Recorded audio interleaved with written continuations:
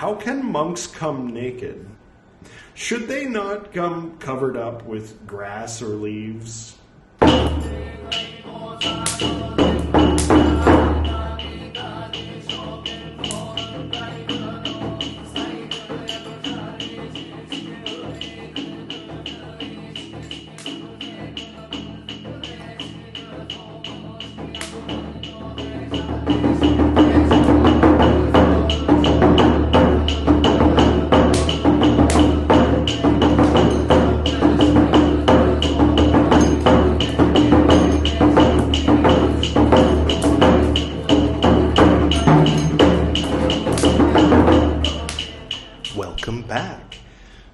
This is episode 95 of Edward Reed's Buddhist Books podcast, Tipiṭaka part 34, in which I will read Nissaggiya, parts 6 and 7. Happy Dakini Day. Now, for the Indians in the viewership, don't click away just yet. I will explain. And for you others who are confused, saying, "Oh, thank you. Yes, it is Dakini Day, isn't it?" I will explain why I need to explain to them, and this will be a little bit fun. Little bit. So yeah, it depends. Depending if your friend lists on the old social media are in any way similar to mine, then every so often you'll see people saying Happy Dakini Day, and you're like, didn't we just have one of those? Has it really been a year? No, they have those once every Tibetan month on the 25th. I know today's the 23rd. They seem to be posting it today, so I think it must be the 25th on the Tibetan months. A lunar calendar, I assume. So what happened? Dakini is a Sanskrit-based word, which means something like flying ghost woman. Please correct me in the comments below. I am largely coming from a position of ignorance, but I do have an anecdote I want to share, where when I had a couple of books that say Dakini in the title, and Priyal was kind of horrified, and anybody around, anybody kind of from a Hindu background or with any kind of awareness of these things of Indian culture and lore will be a little bit like, but why? It's sort of like the equivalent of, someone having a book that says the demon code or something, but not as cool. I think these days there'd be a lot of people going, oh, you like demons? Me too. I got a tattoo and a little plush toy. But yeah, it's more like horrifying. It's sort of like, like a horror movie character in the mind of a lot of people. And so, of course, I did a bit of digging to find out why that was. So, as it turns out, and again, this is probably an incomplete story, and we will, by the way, we're over here, not over there. We're in Vajrayana for the moment. We'll get back to that, and we'll get to the reading. So Padmasambhava, as part of his journey, went to the charnel grounds in Bodh Gaya. And the spot is known, but there's no longer charnel grounds. That means like a funeral, where the ashes are burned and stuff like that. There's other charnel grounds nearby. So when we got in the cab and said, yeah, we're going to the charnel grounds, and I was saying, we're going to this longitude and this latitude, and they took me to the charnel grounds. I'm like, no, we're nowhere near where I want to go. And we went there was a forest. In fact, that forest. And so I sat and meditated for a while and picked up this rock in the charnel grounds where Padmasambhava sat, or what had formerly been the charnel grounds where Padmasambhava sat. One of the things he did while he was there was commune with a lot of restless spirits, including Dakinis. And one of his things that he was known for, you remember Padmasambhava, is getting all kinds of, bon deities or demonic entities or restless spirits or even evil spirits to convert to Buddhism. and then they would become Dharma protectors, and they would be celebrated in his particular version of Vajrayana Buddhism. And he was the one who, I believe, was the very first one to bring Vajrayana Buddhism into Tibet. So in Tibet, that Sanskrit word, Sanskrit coming from, well, the Aryans, but then, becoming popular in northern India over the past few thousand years, that Sanskrit word Dakini became a word for a kind of fierce goddess of Buddhism.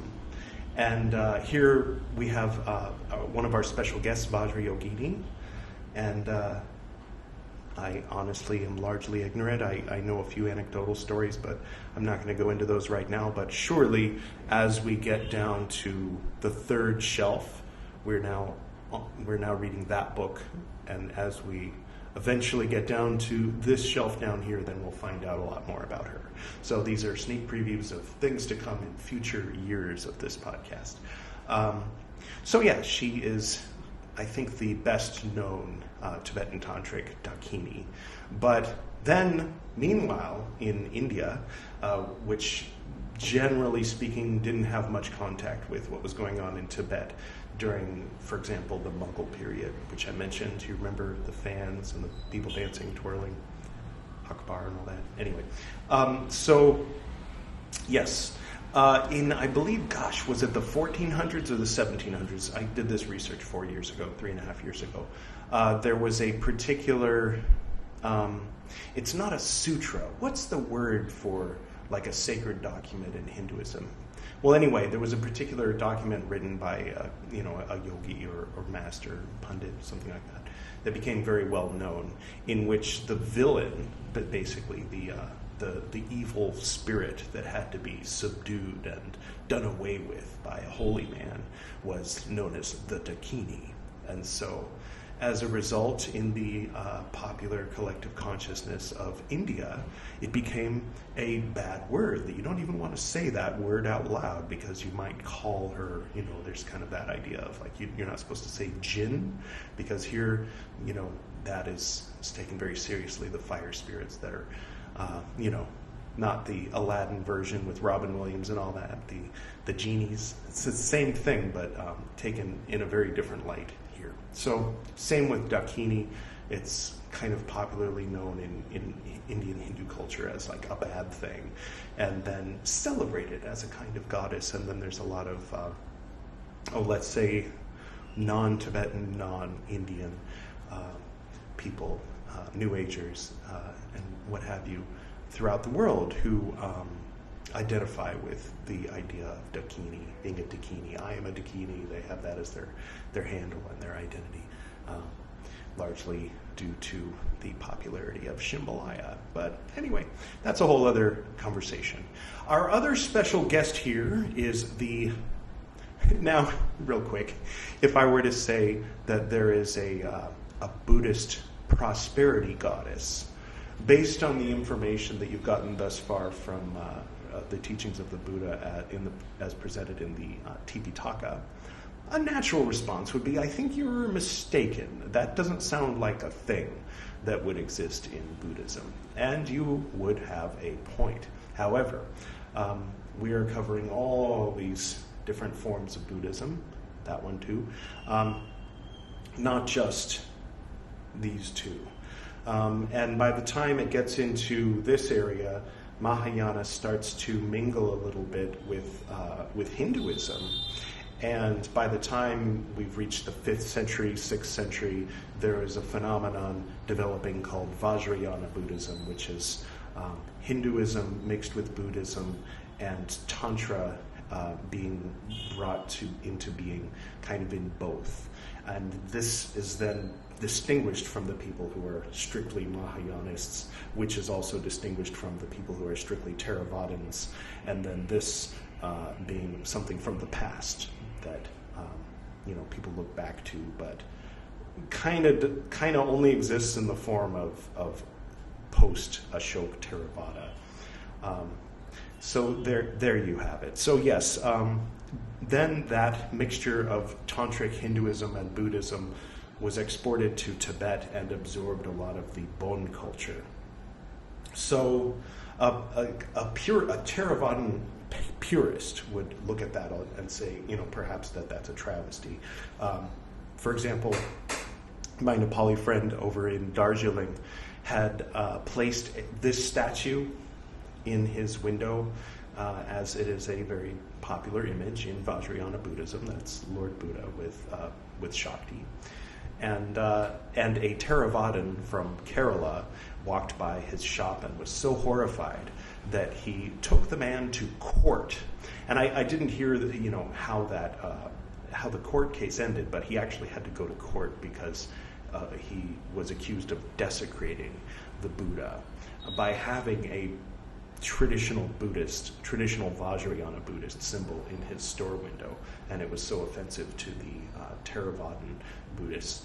A person might liken this to the difference between, say, the prosperity gospel in modern America or Australia or what have you, as opposed to the more sort of communistic hippie version of Christianity, which was, what Jesus was teaching.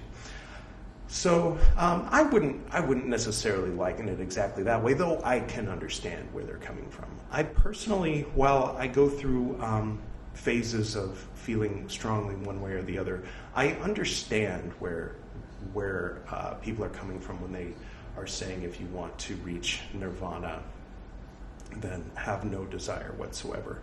But I also understand where the Vajrayana is coming from, saying, yes, but we need to integrate these things. We need to confront and not run away like Udayan from the woman, to find a way to achieve union between male and female as part of the journey toward nirvana, and in their paradigm, it accelerates the journey toward nirvana, but it's all meant to be built on the foundation of the Theravadan philosophy. So, okay, this is Vasudhara, goddess of prosperity, much celebrated in Nepal, as well as in Tibet and probably Bhutan. I'll just read a little bit. Her name is Sanskrit, of course, means stream of gems, and is goddess of wealth, prosperity, and abundance, one of the popular goddesses worshipped in many Buddhist countries, and a subject of Buddhist legends and art. And I'm going to go ahead and say something that might be considered controversial, and I'm saying it intentionally. You might be familiar with her consort, Jambala. That is her man consort, her boy that she calls upon and says, hey, I'm doing some work here. I need you to hop to it and be my other half for this work that I'm doing. I'm putting it that way because normally it's put the other way. The women are said to be the consorts of, Shakti is the consort of Shiva, and so on and so forth. But the term consort, I don't know, it just seems kind of like, maybe it sounds too much like concubine or something. So let's find out if I pronounced the title of the reading properly. Nissaggiya. All right? If I didn't pronounce it properly, then I will cut that and paste it toward the beginning of the episode. So if you saw that little blip and you were like, what? Then that's what that was. Forfeiture. Oh, if this is your first time seeing me, do go ahead and click here. That will start you at the beginning of the Tipiṭaka playlist with part 1 rather than part 34. Why would you start with part 34? And let's take this back. Oh, didn't use the knob. Sometimes you can just pull it itself and the knob turns on its own. It's a thing. All right. Forfeiture. Nissaggiya 6. At one time, the Enlightened One, the Lord, was staying at Savatthi in the Jeta Grove in Anathapindika's monastery.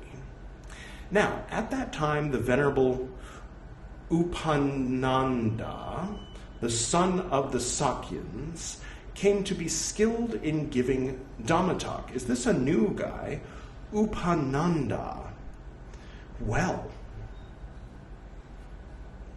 I dub thee Upananda, son of the Sakyans. Oh, we can't see you. Put you up on the... You can hang out over by Vajrayogini. Take care of him. He's a good boy. Now at that time, a certain son of a great merchant approached the venerable Upananda, the son of the Sakyans. And having approached and greeted the venerable Upananda, the son of the Sakyans, he sat down at a respectful distance.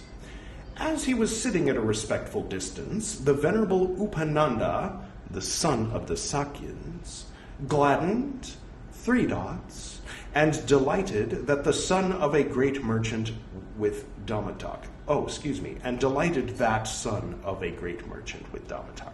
That makes more sense. Great in parentheses. And then the son of the great in parentheses merchant, having been gladdened, and delighted by the... I'm going to assume there's something very dirty in those 3 dots. But there probably isn't. But we'll pretend. I'll pretend. You do what you will. And delighted by the venerable Upananda, the son of the Sakyans, with Tipiṭaka, said to the venerable Upananda, the son of the Sakyans, quote, "Honored sir, do let me know what will be of use. We are able to give to the master, that is to say, of the requisites of robes, alms food, lodgings, and medicine for the sick." End quote. He says, "If you, sir, are desirous of giving something to me, give me 1 cloth from these," he said.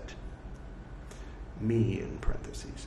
Quote, "Wait, honored sir, until I go to the house. Having gone to the house, I will send either 1 cloth from these or something better than these." He must have cloths with him? End quote. The second time, the venerable Upananda, the son of the Sakyans, said to the son of the great in parentheses merchant, 3 dots. A third time, the venerable Upananda, the son of the Sakyans, said to the son of the great merchant, quote, "If you, sir, are desirous of giving something to me, give me 1 cloth from these." So he's saying, give me 1 of these, not 1 from over there, not something better, 1 of these. Right? Quote, "Now, honored sir, for us who are sons of respectful families, it is awkward to go out with only 1 piece of cloth. Wait, honored sir, until I go to the house. Having gone to the house, I will send either 1 cloth from these or something better than these." Quote, "What is the good, sir, of offering without desire to give? Because even after you have offered, you do not give." Upananda asks him. That's a good point, right? Then that son of the great merchant, being pressed by the venerable Upananda, the son of the Sakyans, giving 1 cloth, went away. People, seeing the son of a great in parentheses merchant, spoke thus, quote, "Why do you, master, come with only 1 cloth?" End quote. Then this son of a great in parentheses merchant told this matter to these people. The people looked down upon, criticized, spread it about, saying, quote, "These recluses, sons of the Sakyans, have great desires. They are not contented. Among them it is not easy to make reasonable requests. How can they take a cloth when a reasonable request was made by the son of a great in parentheses merchant?" End quote. Monks heard these people who 3 dots, spread it about. Those who were modest monks, 3 dots, spread it about, saying, quote, "How can the venerable Upananda, the son of the Sakyans, ask the son of a great in parentheses merchant for a robe?" End quote. Then these monks told this matter to the Lord. He said, "Is it true that you, Upananda, asked the son of the great in parentheses merchant for a robe?" End quote. "It is true, Lord," he said. Is he a relation of yours, Upananda, or not a relation? End quote. He is not a relation, Lord, he said. Quote, Lord Buddha says, foolish man. One who is not a relation does not know what is suitable or what is unsuitable, or what is right or what is wrong for one who is not a relation. Thus you, foolish man, will ask a son of a great in parentheses merchant for a robe. It is not, foolish man, for pleasing those who are not yet in parentheses pleased. 3 dots. Oh, I promised we were going to play that again. Let's do it. It is not, foolish men, for pleasing those who are not yet pleased. 3 dots. What was the rest of that? This is the first time we're hearing about being pleased. Wow. Okay. That was from Nissa, the Forfeitures. Perhaps it was meant to be similar to something from earlier. Let's check. It is not, foolish man, for the benefit of unbelievers, nor for the increase in the number of believers, but, foolish man, it is to the detriment of both unbelievers and believers, and it causes wavering in some. All right, we'll assume that's what was meant to go in those dots. All right, and thus, monks, this rule of training should be set forth. Whatever monk should ask a man or a woman householder who is not a relation of his, in parentheses, for a robe, there is an offense of expiation involving forfeiture, and thus this rule of training for monks came to be laid down by the Lord. Now, at that time, several monks were going along the high road from Sakketa to Savatthi. I know that place. Midway on the road, thieves issuing forth plundered these monks. Then these monks said, quote, it is forbidden by the Lord to ask a man or a woman householder who is not a relation for a robe, end quote. And being scrupulous, they did not ask. But, in parentheses, going naked, as they were to Savatthi, they saluted the monks respectfully. The monks said, quote, your reverences, these naked ascetics are very good because they respectfully salute these monks, end quote. They said, quote, your reverences, we are not naked ascetics, we are monks, end quote. The monks said to the Venerable Upali, quote, if so, Reverend Upali, question these, end quote. The Reverend Upali. Then the Venerable Upali, having questioned these monks, said to the monks, quote, these are monks, your reverences, give them robes, end quote. Those who were modest monks, 3 dots, spread it about, saying, quote, how can monks come naked? Should they not come covered up with grass or leaves? End quote. Then these monks told this matter to the Lord. Then the Lord, on that occasion, in that connection, having given reasoned talk, addressed the monks, saying, quote, I allow, monks, one whose robe is stolen, or one whose robe is destroyed, to ask a man or woman householder who is not a relation of his, in parentheses, for a robe. If there is for the order at the first residence which he approaches either a robe in the dwelling place, or a bed cover, or a ground covering, or a mattress cover, I allow being in parentheses, him to take it to put on. If he says, quote, within quotes, getting a robe in parentheses, I will replace it, end quote, within quotes. But if there is not for the order either a robe in the dwelling place, or a bed cover, or a ground covering, or a mattress cover, then he should come up with grass or leaves. He should come covered up with grass or leaves. But he should not come naked. Who should so come? There is an offense of wrongdoing. And thus, monks, this rule of training should be set forth. Whatever monk should ask a man or woman householder who is not a relation of his, in parentheses, for a robe, except at the right time, there is an offense of expiation involving forfeiture. This is the right time in this case.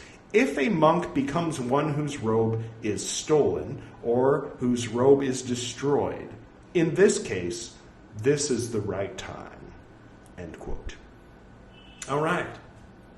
Whatever means, we did the copy pasting last time, so hopefully you remember what whatever means.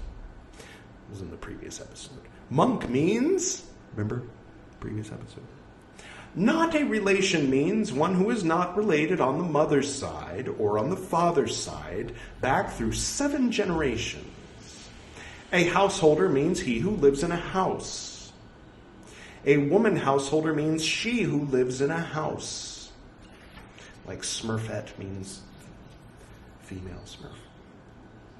A robe means any one of the 6 kinds of robes, including the least one fit for assignment, kinds of and including both being in parentheses. Except at the right time means setting the right time to one side. One whose robe is stolen means a monk's robe becomes stolen by kings or by thieves or by rogues, or it becomes stolen by anyone whatsoever. One whose robe is destroyed means a monk's robe becomes burnt by fire, or it becomes carried away by water, or it becomes eaten by rats and white ants, or it becomes worn by use. If he asks, except at the right time, there is an offense of wrongdoing in the action. It is to be forfeited on acquisition. It should be forfeited to the order, or to a group, or to an individual, and thus, monks, should it be forfeited. Quote within quotes, "This robe, honored sirs, asked for by me from a householder who is not a relation except at the right time, is to be forfeited. I forfeit it to the order." End quote within quotes 3 dots. Open quote within quotes 3 dots. The order should give back 3 dots. Let the venerable ones give back 3 dots. I will give back this robe to the venerable one. This was the part that I was going to play the whole thing. Let's do it. I forfeit it to the order. End quote. Having forfeited it, the offense should be confessed. The offense should be acknowledged by an experienced, competent monk. The robe forfeited should be given back with the words being in parentheses, quote within quote. Honored sirs, let the order listen to me.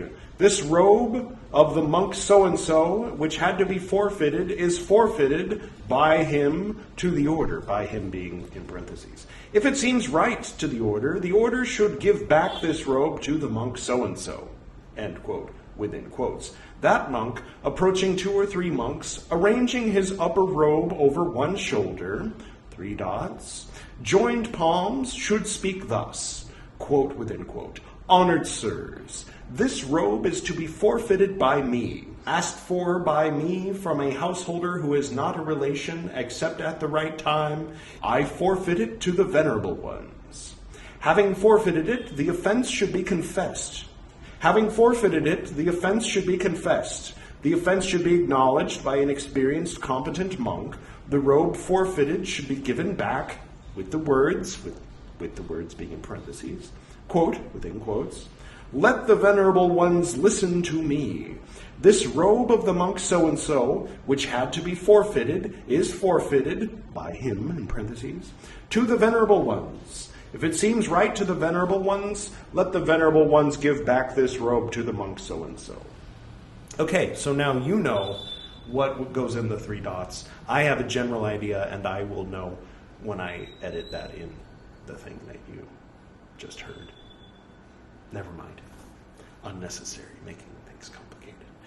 If he thinks that a man or woman, in parentheses, is not a relation when he is not a relation, and, in parentheses, the and is in parentheses, asks for a robe except at the right time, there is an offense of expiation involving forfeiture.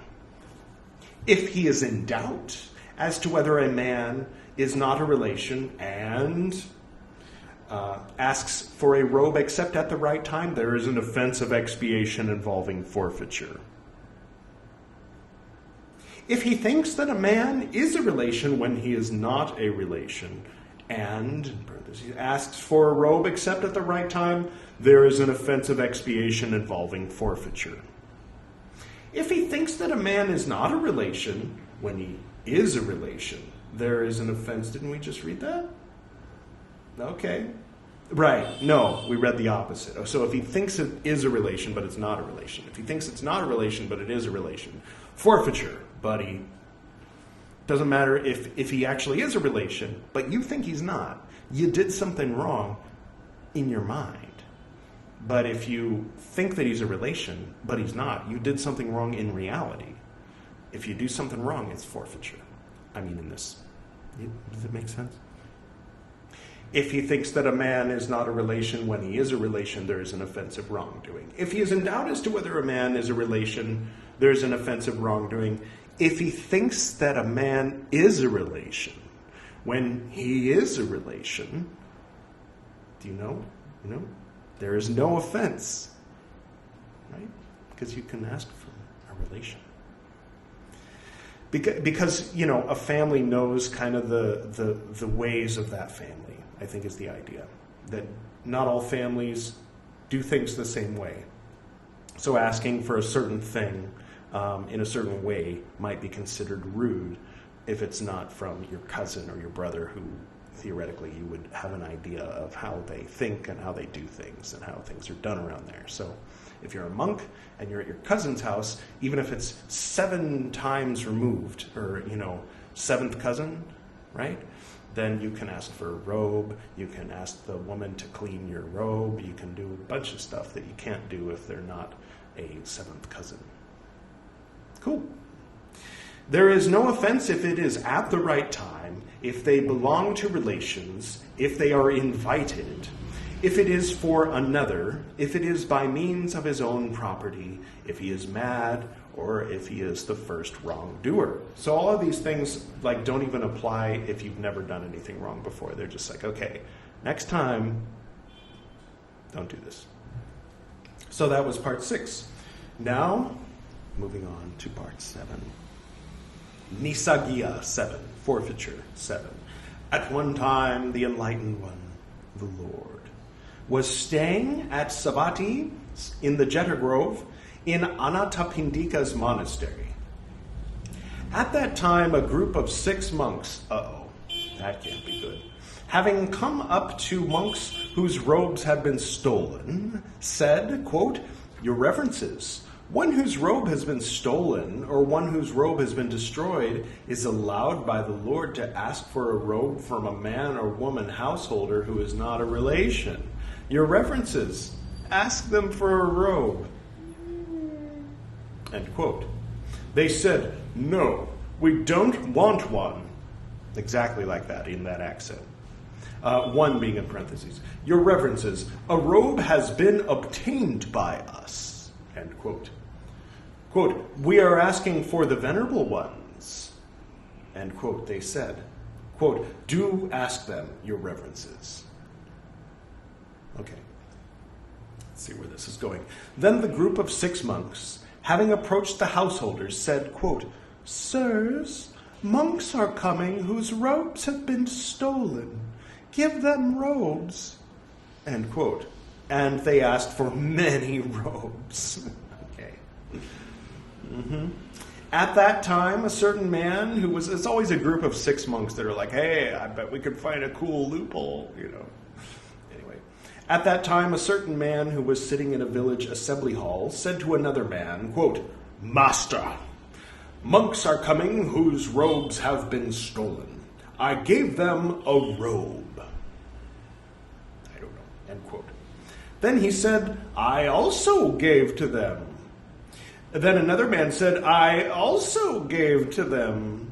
These men, 3 dots, spread it about, saying, quote, "How can these recluses, sons of the Sakyans, not knowing moderation, ask for many robes? Will the recluses, sons of the Sakyans, deal in the cloth trade, or will they set us a shop? End quote. The monks heard these men, who, spread it about. Those who were modest monks, spread it about, saying, quote, how can a group of 6 monks, not knowing moderation, ask for many robes? Then these monks told this matter to the Lord. He said, quote, is it true, as is said, that you monks, not knowing moderation, asked for many robes? End quote. It is true, Lord, they said. The enlightened one, the Lord, rebuked them, saying, how can you foolish men, not knowing moderation, ask for many robes? It is not, foolish men, for pleasing those who are not yet pleased. And thus, monks, this rule of training should be set forth. If a man or a woman householder who is not a relation, asking a monk, in parentheses, should invite him to take material for, in parentheses, many robes, then at most, material for, in parentheses, an inner and an upper robe should be accepted as robe material by that monk.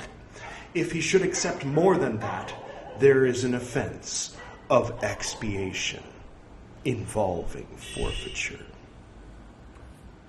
Him means the monk whose robe has been stolen. A man who is not a relation means, we went over that earlier, just 3 dots.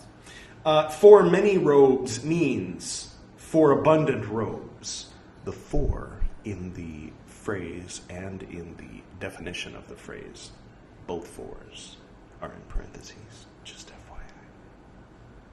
That means for your information. Asking should invite means, he says, quote, take just as much as you want, end quote.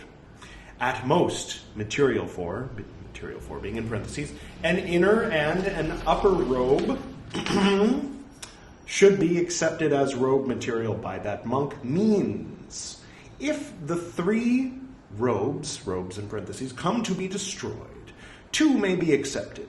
If 2 are destroyed, 1 may be accepted. All right. If 1 is destroyed, nothing may be accepted. All right.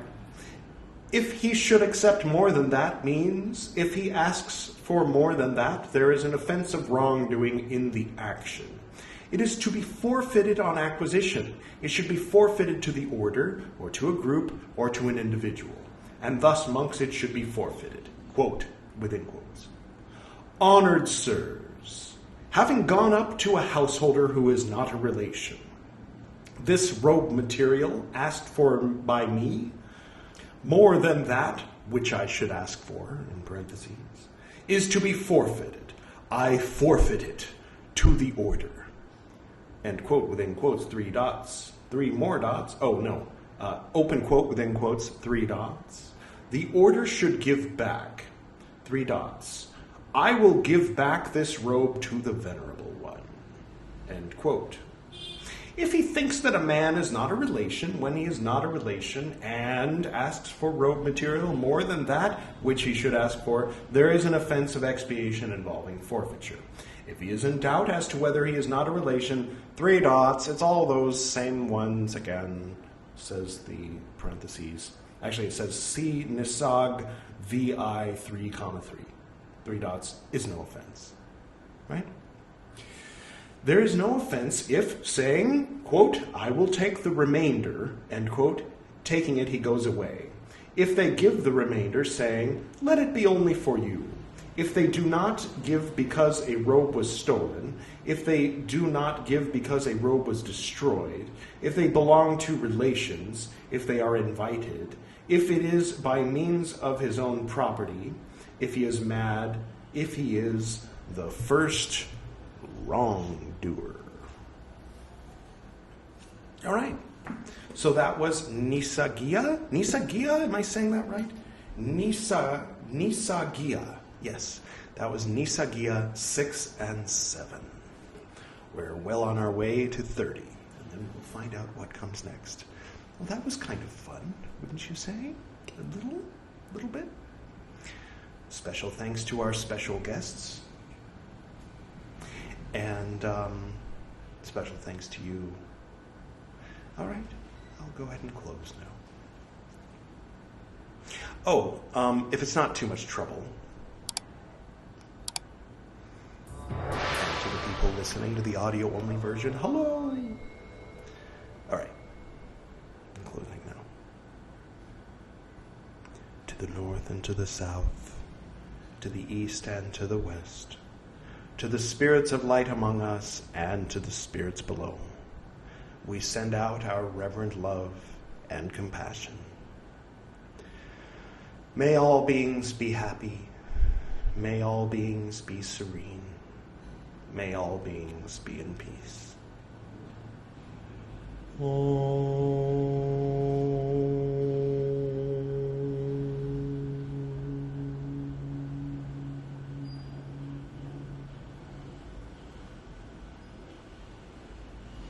Until next time.